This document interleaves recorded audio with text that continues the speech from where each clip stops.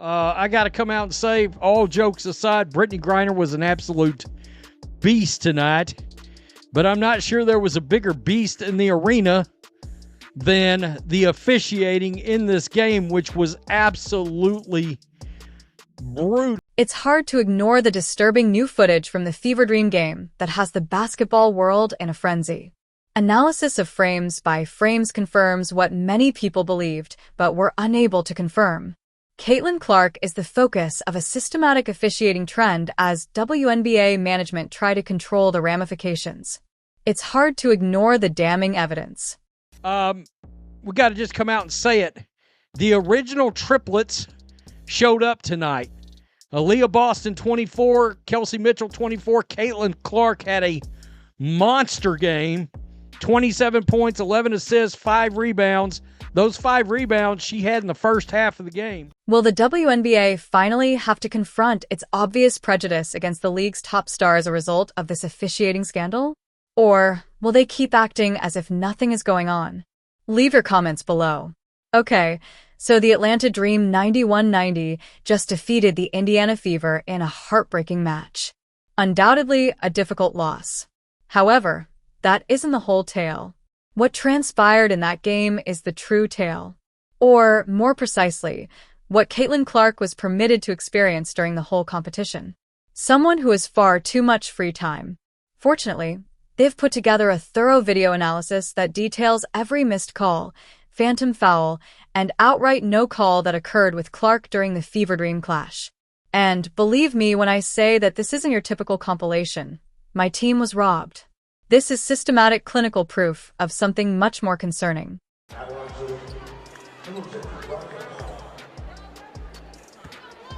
Boston continues to show her frustration. First, let's set the scenario. Caitlinclark possessed what is typically referred to as a monster game. 5 rebounds, 11 assists, and 27 points. She pulled down 5 rebounds in the first half alone. She equaled Courtney Vanderloot for the most 20-point, 10-assist games in WNBA history with this performance. The difference is that Clark has 42 games under his belt. The Vanderloot exceeded 400. It goes beyond simply smashing records. They are being obliterated. Let's take a look at the final numbers. I got to tell you, number one, shame on the WNBA, because the WNBA and everything that's happened in the last 3 days absolutely wore down this Indianafever. Additionally, in this game, Clark became the 4th fastest player in WNBA history to reach 800 career points. She continues to make history each time she takes the court, even when everything is against her. However, that is precisely the reason this new footage is so unsettling. If she were officiated fairly, just think of her numbers. As much as you don't want to have to lose a game like this, is going through some of those end-of-game situations early help? Yeah, absolutely. I think, yes, this stinks. We want to win this game. But, I think this is great for our team. A little adversity. How are we going to respond? How are we going to come in here tomorrow morning and watch the film and learn and get on the court and get better? And like I said, that's why this league is so great. You have a couple of days and then you get right back to it. You find a way to respond. We have a chance to go there and play them, actually. So it's even better, I guess. We can, get a little redemption if we go down there and play well. So even bystanders could see that the officiating was badly flawed. Jason Whitlock commented on a tweet from Clark's boyfriend, Connor McCaffrey, that read, "Good to see the W refs in mid-season form. He absolutely cremated them, and good for him." This group of officiators is awful. When expert analysts, diehard basketball fans, and casual fans all expressed the same feeling on social media, it was a global sentiment. There just might be some truth to it. However, this latest compilation moves it beyond subjective beliefs and into the domain of indisputable proof. Let's examine what the video depicts. Fever going without Sophie Cunningham here for their 2nd straight game. They are the 2 bigs. I think they'll make some adjustments, but they are doing a good job playing with 2 bigs so far. And there's Clark turning the almost didn't get across midcourt. Alicia Gray has it denied. Austin sends it back. Clark with numbers. Bounce pass Howard. At least 7 distinct incidents exist when Clark was struck in the arm while firing without a whistle. Not ambiguous calls, but clear contact that would be required for just about anybody else in the league. Defenders have been known to swipe across her arms, strike her shooting elbow, and even get her practically tackled from behind on a layup attempt. In one especially egregious incident, the defender obviously makes contact with Clark's landing spot as she is thrown to the ground during a three-point attempt. The current regulations, which are intended to protect shooters, are a textbook flagrant 1 foul. There wasn't even a common foul called, let alone a flagrant. As Clark got up from the floor, play resumed. The defensive end comes next. Clark was called for ticky-tack fouls while playing straight-up defense on 4 different occasions, according to the collection. In one, her arms are vertical, and she is standing motionless. All contact is started by the Dream player, and in some way, Clark is whistled. This covers the fundamentals of basketball. The vertical defender is now in place. However, the whistle strangely works against her. The fact that the identical acts are viewed quite differently depending on who is involved is what makes this footage so incriminating. A side-by-side comparison of a Dream player performing the identical action as Clark fighting through a screen is presented. Clark receives a foul call, not the Dream player. The officiating was entirely different, but the play and contact were identical. Typical. The most concerning thing about all of this is that it doesn't appear to be random. Bad officiating at random would be detrimental to both teams equally. It doesn't appear to be random. It appears methodical and focused. And since this compilation isn't only making the rounds among die-hard basketball fans, that's where the WNBA should be freaking. It's becoming popular. Bubba Watson, a 2-time Masters champion who was present at the game, seemed confused by what he was seeing. You have a big issue when you have celebrities from different sports pointing out the disparity in officiating. Let's make one thing obvious. Basketball involves playing physical defense.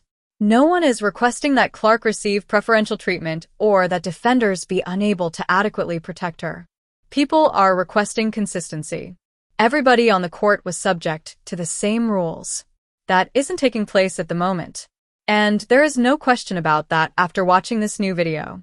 The question now is why? Why would the biggest celebrity in the league appear to be the focus of WNBA officials? From a business point of view, it is illogical. The league is receiving never-before-seen attention because to Clark, the arenas are all sold out. TV viewership is soaring. Why prepare it when she's the golden goose? The theories vary from conspiratorial to benign. Some say it's just the mindset of old-school basketball. Make the up-and-coming talent prove herself. That would have made sense in Clark's rookie season before she received experience calls, but she is now far into her sophomore year and is setting numerous records. The time for paying dues ought to be over. Some suggest a more concerning possibility. There may be a formal order from somewhere in the WNBA ecosystem to control Clark's influence through officiating. Until you consider some of the league's recent remarks and actions, that seems unrealistic. Clark's popularity appears to have an awkward connection with some people in the power structure, as if they don't want one player to become so much greater than everyone else. The WNBA's own broadcast partner provides the most damning evidence in favor of this theory. An analyst unintentionally brought up talking lines they had been given regarding how to talk about Clark during a recent studio segment. It's just conjecture. The hot mic captured them saying, "Remember what they told us about balancing the Clark coverage with before being cut off?" It was broadcast on television. In fact, talking ideas regarding how to communicate about Caitlinclark are being given. Furthermore, this new evidence raises the possibility that the management may go beyond media narratives and into the games itself. At that point, the league's integrity is seriously compromised. There has been a deafening silence from the WNBA thus far. No remarks acknowledging officiating problems. There are no justifications for the obvious differences. Not even the norm. When contentious calls happen, we're reviewing the game that leagues usually present. Simply being silent, which is typically the worst course of action in crisis management. In contrast, the Indianafever audience appeared to be nearly quiet during this game, which is surprising considering how lively they usually get during Clark's games.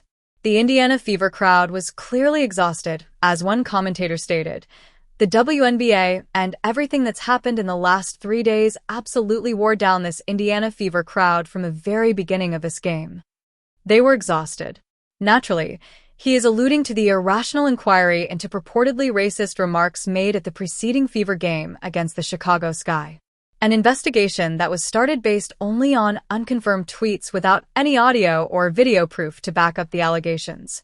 Even the coach of the Skies, who had previously worked for Indiana, claimed that there was no need for a probe because he had not heard anything improper from the audience. By the way, the WNBA has stated that they have no time frame for finishing the investigation, thus it is still ongoing. In the meantime, they're letting mistrust loom over Indiana's fan base, which could have an impact on home game atmosphere and possibly jeopardize the All-Star game in Indianapolis. All of it seems related, a part of a broader pattern of behavior that appears to be intended to contain, reduce, or manage the Caitlinclark impact rather than to embrace it. It is at this time that the WNBA's business strategy becomes totally unintelligible. Consider this.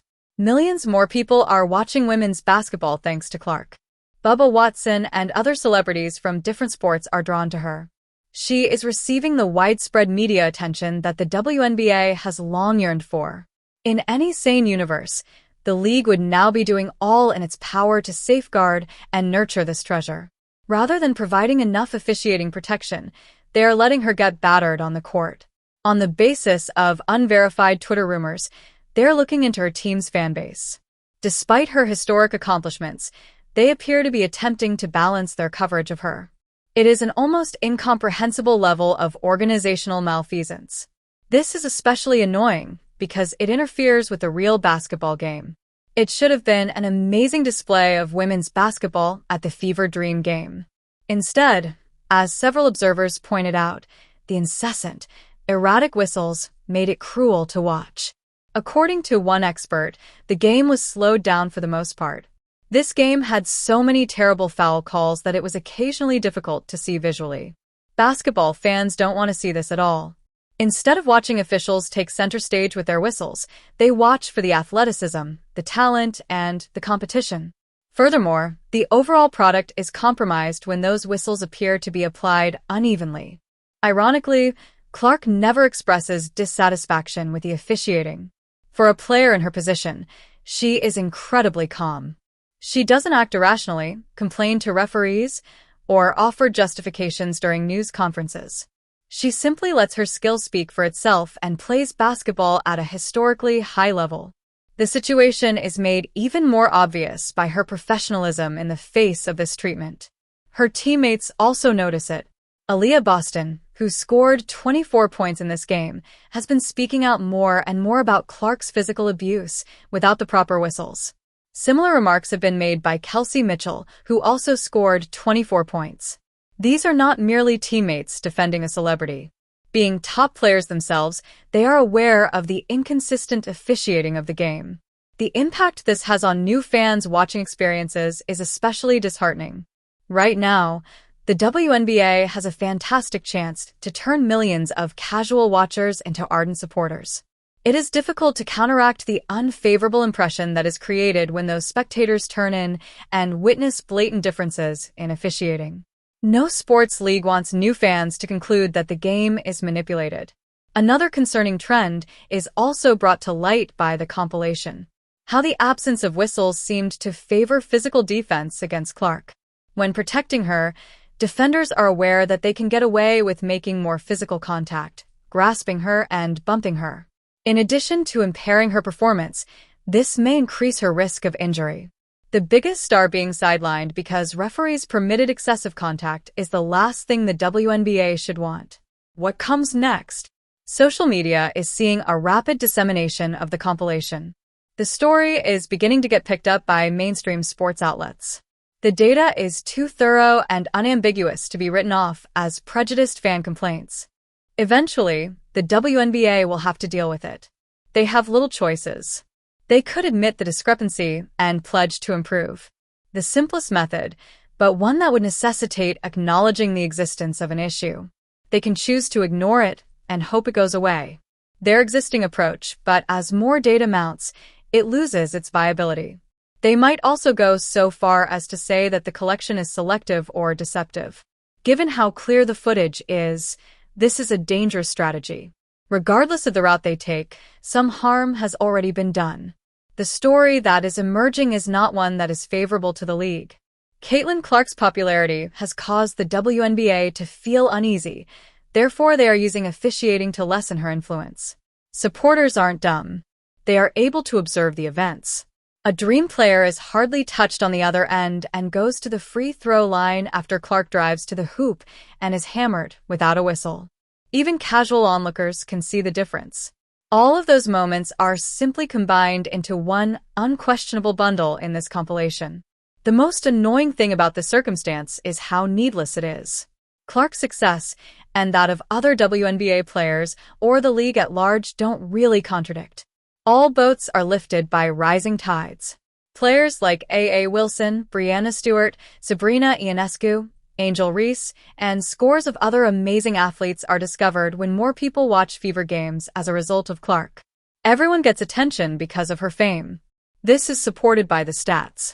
All WNBA broadcasts, not only the Fever games, have increased viewership.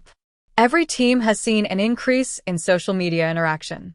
League-wide, merchandise sales have increased. Other players aren't suffering because of Clark's fame. The environment as a whole is benefiting from it. This strategy is incomprehensible for a league that has battled for decades to become financially sustainable and relevant to the general public. It's similar to grumbling about the tax ramifications after receiving a winning lottery ticket. The WNBA is at a turning point. They have two options. Either they embrace this moment, resolve the officiating issues, wrap up their irrational investigation, and concentrate on the amazing basketball being played, or they keep going in the same direction, alienating new fans and undermining their own product just when they ought to be celebrating its success. According to a certain analyst, the WNBA through officiating is going to hold Clark and those Fever back. They're going to make games ugly, physical, and boring. They will use crap officiating to take away what this team is. Beautiful to observe. Hopefully, the prophecy will not come to pass. Because if it does, the WNBA will have wasted the biggest chance for expansion in its history. And the true tragedy in all of this would be that the proof is now indisputable. The officials' treatment of Clark differs from that of the other players on the court, as shown in frame-by-frame video. Will the WNBA confront this escalating scandal, or will it keep acting as though it doesn't exist? To ensure constant officiating, hit the like button, subscribe, and leave a comment.